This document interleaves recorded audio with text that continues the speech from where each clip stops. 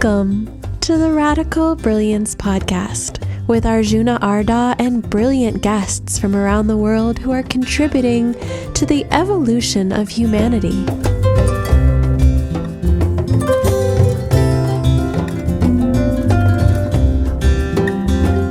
Today's guest is Justin Riley, who's going to talk to us about fusion dance.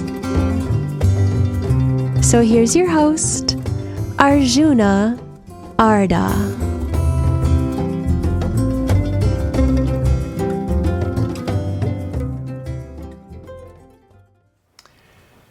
Our guest today on the Radical Brilliance podcast is Justin Riley, who is one of the founders, the original founders of fusion dance, which is an increasingly popular partner dance form. He's also a very good friend of mine and my dance teacher. Almost 2 years ago, in March of 2018, I decided I would learn to dance. And I had never learned partner dancing in my life. I used to go to dances and just dance on my own. They have ecstatic dance and they have 5 rhythms dance. I used to go and do that, but I never learned how to actually interact with another person. So I went and took lessons with Justin and with others. I've done several weekend courses with him now. As you're going to hear in this podcast, dance is an incredible metaphor for life. When two people are dancing together, there is a lead and a follow. And it's not just as simple as the lead kind of telling the follow what to do. The lead is really opening a space, creating a crucible, an environment where the follow can fully express themselves. So there's an incredible skill to both leading and following. In a sense, it comes to the point where everybody's following, because everybody's following energy, following the music. So when you learn partner dancing in a deeper way, you're not just learning dancing, you're learning about how you operate in life, about how you invite people to fully express themselves, how you can become receptive and follow someone else's guidance. Everything about our interactions with people in general is mirrored and demonstrated in dance. So please enjoy this podcast with one of the founders and innovators of fusion dance.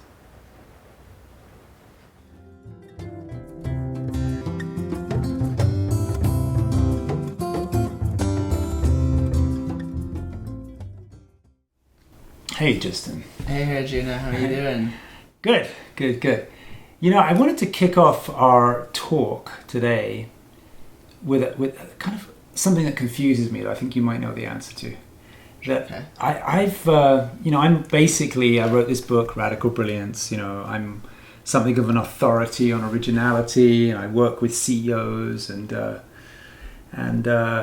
train coaches, and I would say I have a certain track record in personal development and changing states. And in the last year, without doubt, what has most turned me around and thrown me into new uncharted territories and been the most powerful catalyst of transformation has been stuff I've done with you. And you're a dance teacher, So let's just unpack that for a minute as to what is it about a guy like me at 61 years old learning to dance that actually reach, there used to be this cleaning agent in England when I grew up called a Brillo pad. And it says, still around. It said it reaches spots that other cleaners cannot reach, So what is it about dance, and particularly the way that you've been teaching me dance, that has reached spots that other methods of transformation cannot reach? I mean, it's it's hard to say because I don't know what other cleaning devices you've tried in the past. Everything.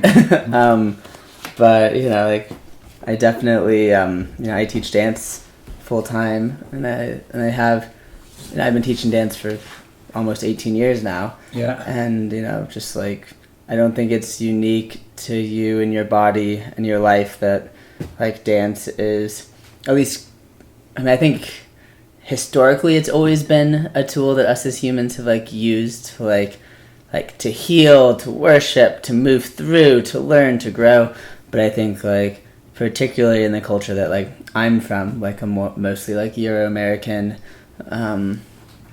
background, born in the 80s, is and all of the bodies I work with every year, like the thousands I work with every year, it's just moves us through to things to where like other things that are more overt, like a coach, right? Just like can't necessarily touch because we're all working on something ourselves through dance.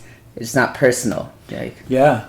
Well, that's what I noticed, is when you do work with a coach or even a therapist or a teacher or anything, it's kind of within things you can understand. So maybe you want to work on being more productive or more accountable or not being late or making more money or something, and it's overt.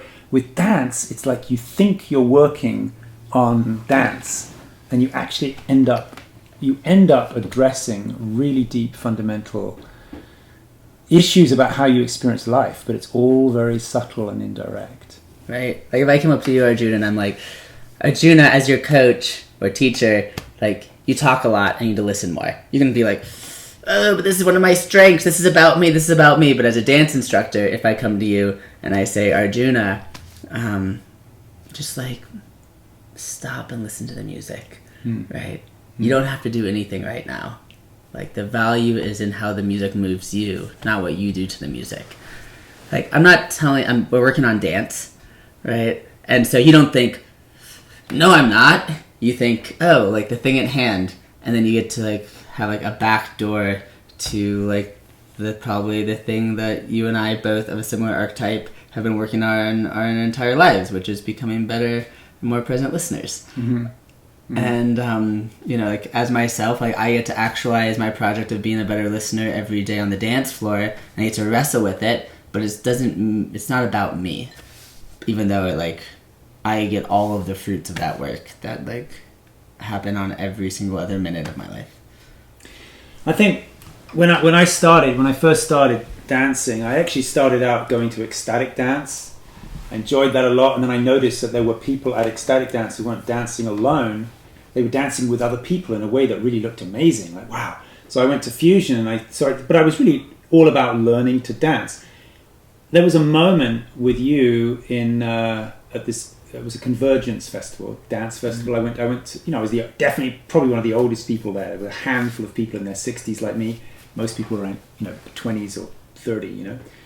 Anyway, so I went to this festival and I did a workshop with you, and there was this moment. There's one moment when a whole world opened up, and you were teaching dance, and you were showing a way of inviting as a leader, and you showed putting your hand on your partner's back, just with that part of the hand, just this kind of where it meets the wrist, touching, without the whole hand there, so that your partner could equally move in on that invitation or move out. So you were giving them free invitation to move in or out, and then if they move in, you had this little phrase, "So glad I asked," And that was a little thing supposedly you were showing about dance. You put your hand like this, your partner can move in and out. If they move in, you can say, "So glad I asked." And what unraveled for me is like, wow, that was theoretically, that was a front. It was a front, It appeared to be about dance, but actually you could just take that and apply it to the way you live life. And in fact, then we sat down and had coffee. Then I was so interested in what you were teaching. I invited you. Do you want to have coffee? We spent like 3 hours talking. And then you told me that you've been doing these dance events, recess dance events, where you only actually publicize the event 2 weeks before it's going to start, right? And you don't even actually advertise it. You just actually make it available because you want to create a context where people can show up if they want to, but you don't want to pressure them. So it was really what I saw on the dance floor with this movement of the hand, with this place where the palm meets the wrist. That movement was mirrored the next day in the way you talked about the way you were running your business. So, and I've seen this again and again and again, in learning, is that what you learn on the dance floor, you learn about the way you live life. Yeah, I mean, it's like what I teach and what we're talking about is like partner dancing. Mm. It's like not a thing that we're doing on our own. If I were to teach someone how to solo dance, like the skills would be very, very different. As like on the dance floor, like when we're dancing with someone else, it's like the skills to be in good, healthy partnership and relationship are exactly the same of that over like a conversation over coffee or like a 10-year partnership or a marriage. It's like there's nothing that I know of that's not 100% analogous. Like what works in a marriage works on the dance floor. What doesn't work over coffee and doesn't feel good with a friend doesn't work on the dance floor. And so like with that example specifically, like, you know, just like I like to say, like as a lead, like we're not telling our partner what to do. Instead, we're like creating a space that's an invitation for our partner to dance in that space how they want. And then we can ask for direction. So we let's can give slow that direction. down. Say that again. You're not. We're not dancing our partner. We're telling them what to do. Yeah. Instead, we're creating a space in dance or in a conversation, a question like, how was dinner last night? Yeah. We're creating a framework for you to actually answer however you wanted. Yeah. I don't say, Arjuna, like, tell me how much you liked my mother's conversation, particularly around when she talked about teaching for 20 years. And, you know, that's still an invitation. It's specific, but, you know, I wouldn't say, Arjuna, say that you like my mother. Like, I wouldn't say that. It wouldn't feel good. It wouldn't feel like a conversation. It would feel like my thing. Right. To where it feels good is I'm like, I ask a question. I'm like, how was dinner last night with my mom? Right. And then you get to, and then I ask new questions. We go in different directions and our conversation becomes emergent. It becomes something very different than what I want you to say. It becomes like what our conversation together becomes, which might be talking about like, you know, Donald Trump and, you know, his like latest Twitter fiasco. But it's it's the same thing in dance. It's like the minute that I want to do something to you is the minute that it becomes very uninteresting. Yeah, I noticed, so just analogous to this is we just had some lunch together, and I noticed that when we were sitting with Shamali, and you asked an incredibly open question, which is a bit like this open hand. You said, so, you know, what's rocking your boat these days, or what are you passionate about, which gives her the space to go anywhere.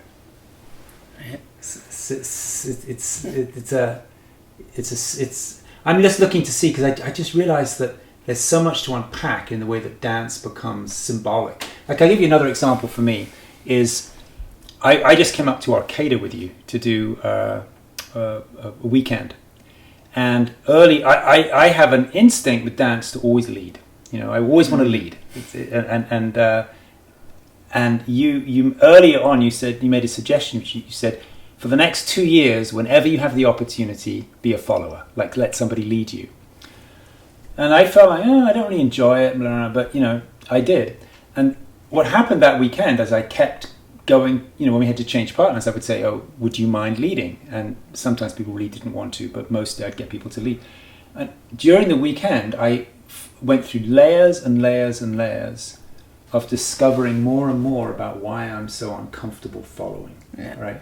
And it came to the point where, well, there was an interesting thing where I was dancing with a younger man, which is already a kind of weird thing for me to do from my generation, because I didn't grow up when two men danced together, you know. I mean, I grew up in a kind of very homophobic society, went to a boarding school in England. So I was dancing with a younger man, and I found it difficult to follow.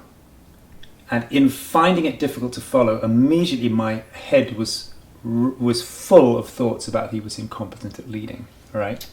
And because he was incompetent at leading, therefore I had to take over.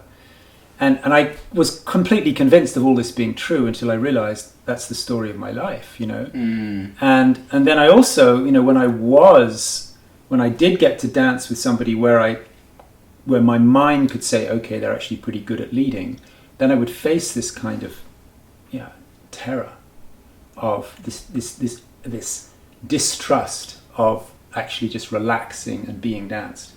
And there's just, that's, in one way, that was about what I discovered about dancing in Arcata. But it was equally something that I discovered irrefutably about my life. I could argue my way out of it in lots of other areas of my life. I couldn't argue my way out of the fact that I was feeling all this fear on a dance floor. Right. I mean, with that piece of advice, I was just giving you that as a short path. Like, because there were 20-something people in class, I couldn't give you, I was like, but you will realize all of the things that are difficult for you through following, where as a lead, your focus is quite often very different, although all of the skills that we learn as a follow or as a listener, as someone that's like response, like those are all advanced skills in relationship.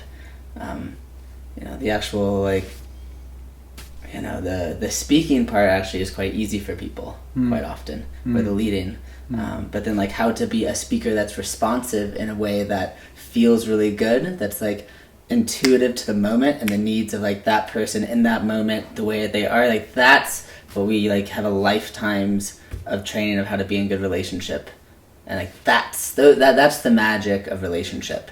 It's not that you can say a thing well, it's that the thing that you said well was like the perfect thing to be said at the moment because of what was needed. And that's a following role, that's a listening role, it's an intuitive role. That's not like that's not a leader role, it's not a speaker role, even though speaking is what we attribute to it because we see the speaker as the one with value, the speaking is of value, but what was of value is that was the right thing to say. Right?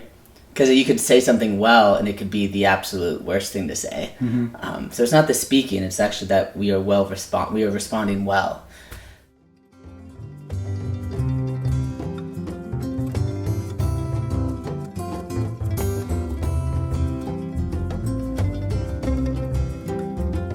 If you're enjoying this podcast with Arjuna Arda and his radically brilliant guest, you might also enjoy our 8-week online group coaching program.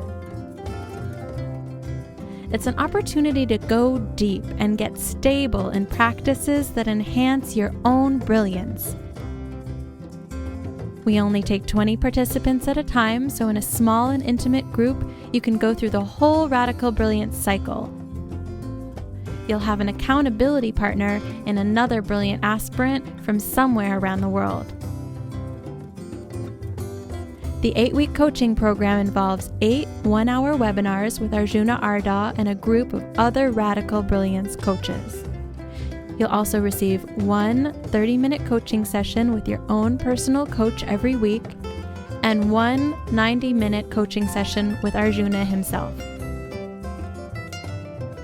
It's the ideal opportunity to drop deep into yourself, into the source of your own creativity, and to get support for an entire 8 weeks of mining your own radical brilliance and bringing it forth into a project or creation that can truly serve the future of humanity. Find out more at radicalbrilliance.com and click on the Programs tab.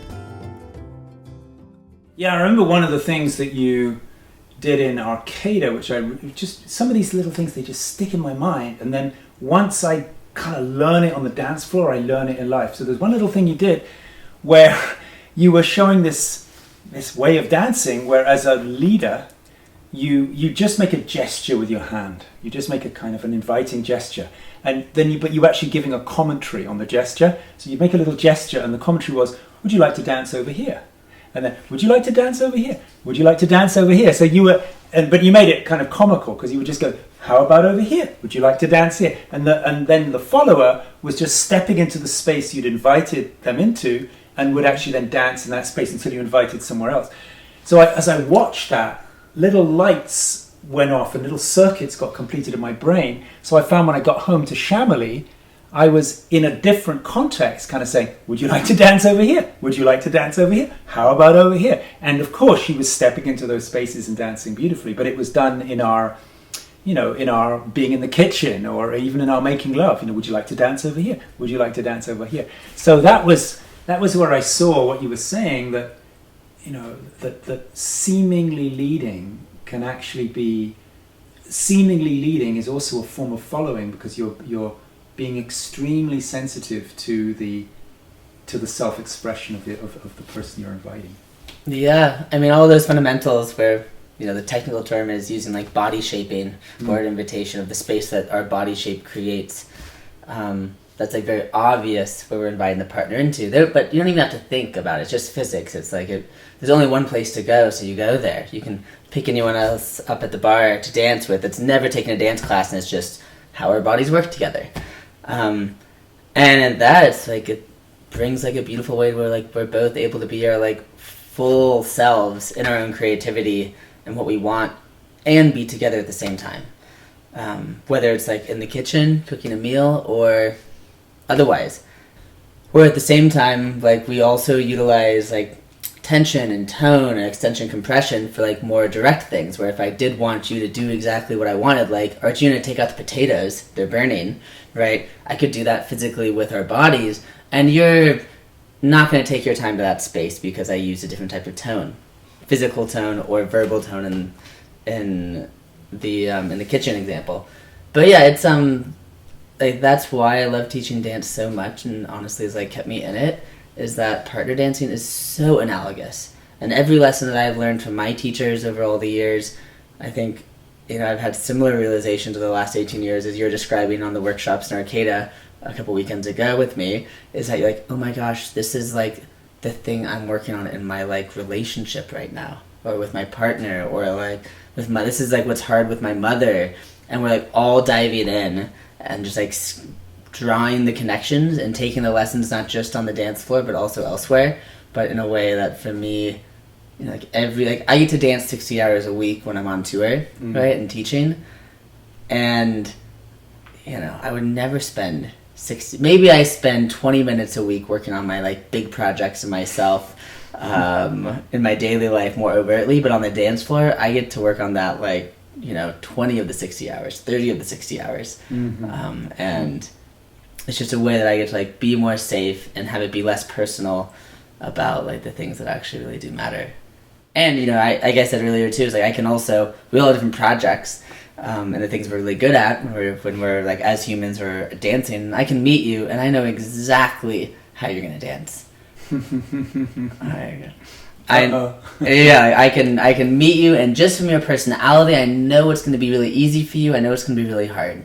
I know what are going to be your projects that you'll eventually get, but they'll be years down the line. I know where you're going to like gain value because, you know, it's the hard things. I know where you're going to feel strong, because they're not just mirror lessons. They're actually mirrors of ourselves. Like, we are on the dance floor with other people exactly how we are when we like meet somebody like at the bar.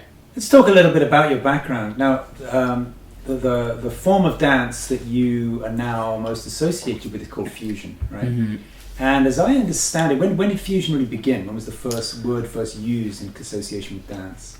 I mean, the fusion scene started maybe like 14 years ago. We were all a bunch of Lindy Hoppers. I was a Lindy Hop instructor at the time, maybe like 2002, 2003, and then we just were throwing house parties. And the house parties, just like a house party, even though you might dance all night with all of your friends to like Lindy Hop and big band jazz music, at a house party anything goes. Michael Jackson, David Bublé, it's like all the things were being played, and we were all partner dancers, so we danced together. And you know, that's not like a new thing. Like, all cultures and people like have party music, and they use all the ways that they know how to move together in that space that's less formal, like the ballroom. But for us, it was a big deal because we hadn't had that yet. And then after a couple years, we started calling it blues, even though blues was a very small amount of the music that was being played, and we hadn't actually looked that deeply into like the history of like blues vernacular partner dancing, which is like an African American like art form that's come out over the last like 150 years and even more. But we called it that, and then eventually like blues started like becoming something else out of the movement, and became more codified based off of history and like a tradition of movement. And then fusion was still the space that our community had where was this community? You know, I was between Denver and Portland, Oregon. So would you say fusion was born in either one of those places? You know, it's really hard to say. I feel like history is really just a collection of stories, and the minute that I tell a history, it's really just my story that's being codified as the history. But you know, my story of it was that, you know, the major scenes where it was happening the most, that had the people that were pushing for it the most, were like Denver, Portland, Seattle, and San Francisco. And of course there were other adjacent communities and people that moved. Like, I was traveling at the time, so there were people that were moving between them, that were bringing it to other places. And everyone, you know, I'm sure there's someone from like Tulsa, Oklahoma that's like, fusion started in my living room. And that like is very true for those people. And we all have lots of collections of stories that make up history. Right. How would you define it? I mean, there's, you know, there's lots of, you can go to many different dance classes in a city, and one of the dance classes you could go to is fusion. if somebody said, well, what's fusion? How would you answer that? Oh my gosh, it's like the question that everyone asks and no one knows the answer to.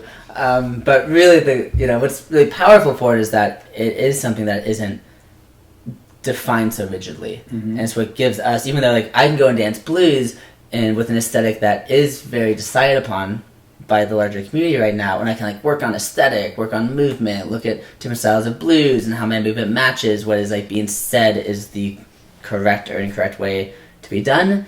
And then I can also go to a fusion space where, like, for me, my definition is which under this, it's like there's fusion as aesthetic, there's fusion as movement, and then there's fusion as philosophy.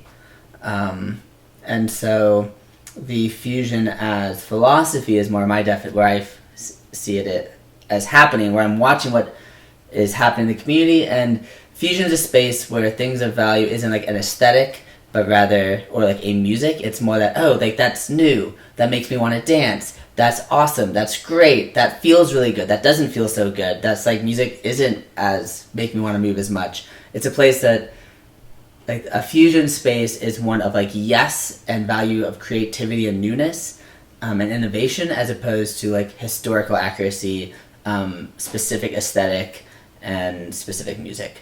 And other people are fusion in terms of like the fusing of like tango and blues or tango and salsa, and you combine the two different dance forms and they meet together in the middle, the fusing of, which is more like fusion as movement. You combine like tango movements with salsa movements and you have fusion. And then the third category of how people like to define it is fusion as aesthetic, which would be, someone might be, this is like a micro hip-hop aesthetic, and they term it as an aesthetic, they teach a class on it, they use like glitch hop, and they say like glitch, like a music that's defined as having the aesthetic of failure. How do we have the aesthetic of failure in our movement with these sharp movements brought from hip-hop? You can create your own aesthetic within an instructor in a context, and it is fusion.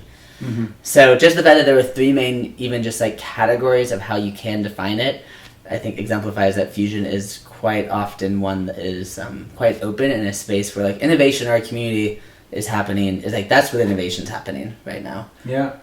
This notion of dance is analogous to life, and that the lessons you learn on the dance floor are invitations. You mentioned earlier, you can learn something on the dance floor that you're working on in your life. But what I've noticed is you learn things on the dance floor you weren't even working on. You didn't even know they were there. Like I wasn't working on feeling a kind of existential terror of letting go of control. I wasn't working on that, but I just found in the difficulty I had in being led, in following, I realized, whoa, there it is. I wasn't even now I'm paying a little more attention to it. So it can be the other way around, that it's not even to help you with something you're working on, it's to bring to your attention something you didn't know was there. So what I want to say is that fusion seems to have a much more powerful analogous effect for the rest of life than other ways of learning dance do. I mean, I think, to be honest, I think that there are teachers that want to teach an art form, right? And then there are teachers that want to teach people. And I think that no matter, for me, when I have the teachers that I value most in my life, no matter what the topic, it's the ones that I get the most from, personally, are the ones that want to teach me rather than teach me about like how to best run an organization or how to best like dance a form. It's like they're teaching me actually how I can be better, not how I can better run an organization. And I think that can be done in most everything. And I could very much run what would be called a fusion class on how to dance fusion, and you personally would not enjoy it as much and wouldn't be wanting to interview me as a result. Where instead it's like I want to like teach, it's like to me personally it's very uninteresting to teach fusion dance, right? But it's very interesting to teach people how to become the type of person that dances fusion beautifully and elegantly.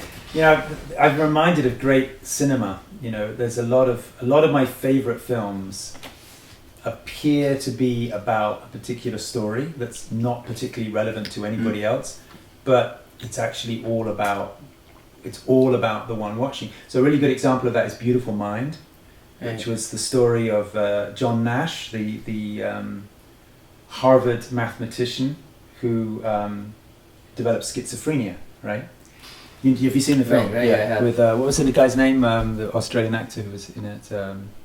Doesn't matter. Anyway, okay, doesn't matter. Jennifer Connelly was in it, and I'm just doing a mental fart on the guys. He's a very famous actor. Anyway, so there we go.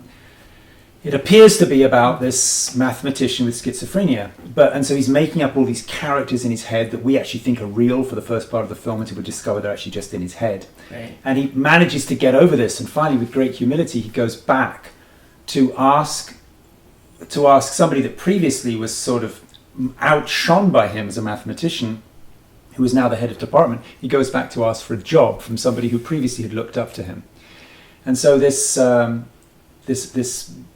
professor who's heading up the department, he says, nervously to John Nash, well, what about your meaning? What about your delusions? And in that moment, John Nash says, oh, he says, they're just my past. Everyone has to come to terms with their past. And suddenly, in that little throwaway line, the whole film, you just realize the whole film was about you the whole time. It was all about you in your mind and making up shit in your mind and believing it and feeling restrained by it. And suddenly you realize the whole film's an analogy. Yeah. But it's done so well that you're able to observe it and think, oh, this is about John Nash, the mathematician, until you realize it was just about the relationship we all have to mind, and coming to accept and let things be as they are. And I think there's a lot like that in a well-taught fusion, that you go there thinking, oh, it's Friday night, I'm going to go learn some dance moves, and you end up learning a lot about yourself, but it's totally subtly hidden. Yeah. I mean, like all great things, like if you go deep enough, you come out the other end into topics and places where you had no idea that you were actually diving into. Great things are like that, but not all things are great things. Right.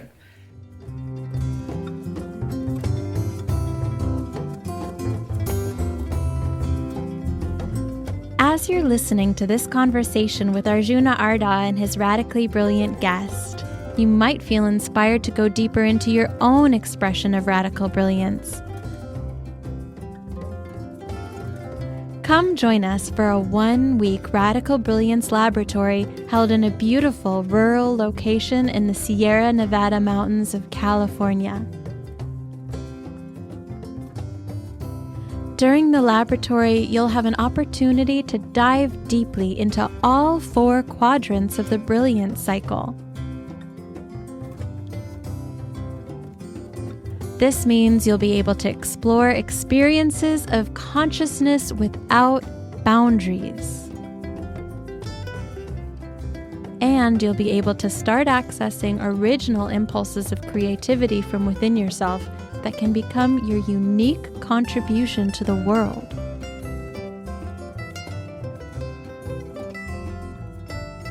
You can get in touch with your own learning and integrate mistakes that will allow you to mature and grow.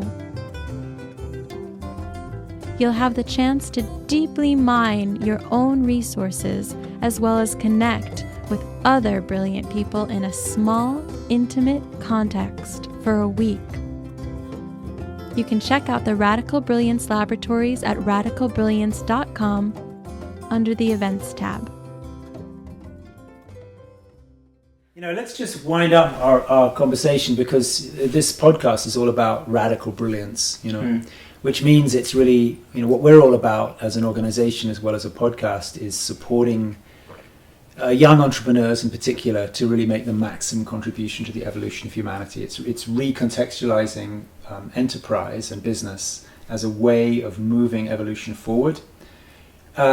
So imagine a young entrepreneur, maybe in technology or in environmental science, working on a project to help all of humanity. Why would someone inventing things, running a startup business, why would someone in that context, working, for example, in Silicon Valley, be really well advised to think about learning fusion dance? Well, the real honest answer is that you probably have no idea right now until you show up and you see what your projects are. Mm-hmm. But it's a... Well, define what you mean by your projects are, because not everyone may understand that coded language. Yeah, we all have our own personal things that, like, we need to work on. We have our, like, columns of expertise that we're amazing at, and we also have our column of expertise, whether we know it or not, that are actually really holding us back. And, like, everyone that steps into, like, any conversation, any dance, any class, are, if we're aware of and have, like, teachers and people around us that are good at pointing those out in ways that we're receptive, we might have the opportunity to work on them. But dance is one to where, as long as, if you're the archetype that sits in front of someone and you're like, oh, well, this isn't going well because it's your fault, and you go through, you might not learn anything, but all that person has to do is be like, I've been dancing for 5 years, you're the newbie, you actually don't know what you're doing, and then the lessons come in, or you have to wrestle with the things that are going to, like, honestly make you work better leading a team, or work better on a team, or better innovation, or I don't think that there is a single thing that I have not learned of in my study of dance that I valued, nor that I pass on as a teacher, that hasn't fully brought in, like, new worlds of success or feelings of, like, self-actualization within the rest of my life. I know you've passed through a pretty difficult experience in leading an organization. I know you had a lot of flack and a lot of people attacking you on social media. How did you, and I know that you're also somebody who, with the way you're immersed in dance, you're constantly at your own edge. How did you move through all of that in a way that brought you out on the other side with learning? Yeah, the lessons are still coming, and a lot of them are, they're all things that I've already known that, like, are my projects that I'm still working on, and I'm just like, oh, well, I obviously done a lot of work, and I still have a lot to do. It's like everything, like, as we move through hardships in our lives, like relationship after relationship, or organization after organization, or job after job, like, we're constantly growing, and we're actually learning that, like, the thing that we learned in the last relationship aren't the things that are going to work in this one. Yeah. And, like, even though we come with our lessons into certain ones, like, as the relationships and the context changes, some of them apply, but some of them, if we try and apply them with, like, a rigid ideology as opposed to one of, like, kind of, I know, like, you wrote in your book about, like, how an arrival of what is needed in that moment, right, is the moment that we start to fail, and we have to, like, always return back to the relationship. And the moment that, like, I see myself personally, like, being inspired by the ideology or the philosophy or the idea behind, which is super powerful and useful, but when I let that excitement kind of overshadow my value of the relationship and or, like, the care of, like, that person and how we are together, is the minute that, like, my new tools of ideology and lessons are actually going to fail me, because they're going to, like, distract me from my real brilliance of, like, how to be with people. I think I want to make sure I'm really following you here. So let me kind of say that back to you through a little story I remember, and see if we're on the same page. That when I did your class in Arcata, at one point, you asked everyone to get a partner, and I think I was leading at that point. So I was leading, somebody was following, and I was feeling like, wow, we're doing great, we're cruising around the dance floor, and we're doing these moves, and we're whatever that thing is when somebody lays your hand and they go underneath you. What do you call that? I don't know. It depends. Pass by turn, attack pass turn. By turn. Yeah. So we're doing all that stuff, and I'm thinking, oh wow, Justin's going to think I'm so great. And you came over and you were kind of laughing, and you said, Regina, just stop a minute. Just slow down, feel the music. And then I felt a little embarrassed, because I realized what I thought was so great was actually a lot of doing, And then a bit later, I think the next day, I ended up dancing for a few minutes with you in front of the class, like you wanted somebody to show something to, and I felt really clumsy. I felt like I'm really not following you properly, and I just felt like I was completely clumsy. And then I remember you saying, "This is it. Now it's happening. Now it's happening. Now it's happening." So I think that's what if I understood what you were saying, it's like, I think I've experienced that when I think I'm doing well in dance, it's often when there's a lot of me entered into it, and when I actually feel out of control and uncomfortable and vulnerable, that's when actually the music takes over and it really happens. And that is such an incredible analogy for life. Yeah, that's Is that what you were saying in different yeah, it words? certainly involves that. Yeah. Like it certainly involves the like willing to be humble, willing to like not be in control. Yeah. And to like, and also at the same time to, rather than value what you think that partnership on the dance floor or otherwise is supposed to look like, valuing what it is, and have that like kind of innate what is best for that moment, for that relationship, not that this is the best thing because you were taught it. And so it's like always having an application of the brilliance we've learned in our past from our teachers, and it's all about having the critique and analysis to apply it perfectly in the moment, and not that those tools are the things that are always utilized. If you have a hammer, and I gave you a hammer in that class, I'm like, Arjuna, this is a powerful tool. Use it, right? And you're like, a hammer? I never learned how to use a hammer, now I know. And you just start like hitting your dance partners with it. I'm like, no, it was used to like build houses and shelter for houseless people. And, you know, it's like, you learned how to use a hammer, but you didn't actually think that there was the proper application. It's a powerful tool. It can be used for lots of things, both good and bad. And so really what we're wanting is like to be creative at every interaction we have and every new challenge we arise at, as opposed to being like, oh, I know how to use this hammer, and then everything becomes a nail. Yeah. I'm going to finish up our conversation today with a question that I ask a lot of people. Is I know you don't currently have children. Can you imagine you might at some point become a father? Maybe one day. Maybe one day. Yeah. So let's imagine that you do, and your children then have children, so you become a grandfather one day, and that keeps going. What would you, in a quick summary, what would you most want for the grandchildren of your grandchildren? Which means after you've died, but nevertheless your actions and your contribution does in a small way affect the world they inherit. What would you most want for the grandchildren of your grandchildren, who will be alive in approximately 100 years? The permission to know that like they get to be whatever they want to be, and that's a value. Cool. Yeah. So that's a great answer. So your hope is that we're evolving into a world where people have more and more permission to be themselves and to be less and less restrained by how they think they should be. Yeah. Yeah. That even if they heard something really incredible from their grandfather, right? My future self, maybe. No, but that would be your grandson, because it's the grandchildren of your grandchildren. Well, some like future archetype of like an elder in their life, that they that whatever that lesson is, that it comes with it, and like the things that you decide to do and who you are is actually what's most important to apply this to. And there's a little bit of a follow-up question for that. So now that's a very clear vision, a beautiful vision. How much do you feel that the way you're living your life day to day is directly contributing to the realization of that vision of the future? Maybe I'm like on a good day 80-20. Which way? 80 yes, 20 no. That's on a good day. Catch me on a bad day, we'll flip it. Okay, but so it sounds like actually you spending your life teaching people dance or creating a space for dance is very much in alignment with the way that you want to see all of us evolve. Yeah, I think and also the events that I produce as well. Just like the spaces that I'm host to. Yeah, and hopefully it's also just the dinner parties I throw, because I throw really good dinner parties. Looking forward. Thanks a lot, man. Yeah, thanks for having me here. Thank you.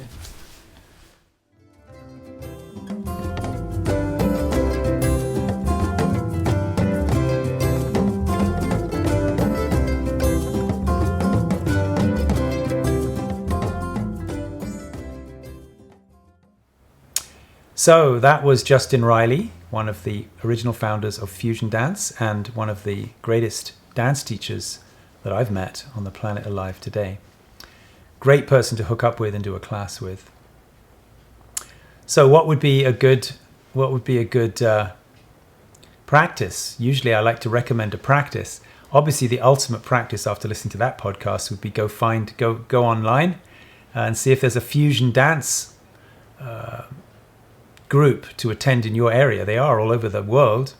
See if type in fusion dance and see if you can find it in the area where you live. That would be a wonderful commitment to make. Otherwise, it's fun to just put on one track of music, grab a friend, join hands, see what it's like to move to music together, and you'll quickly discover you're not just learning about dance, you're learning about this balance of initiating and flowing with another person. Thanks for listening. I look forward to catching up with you next time.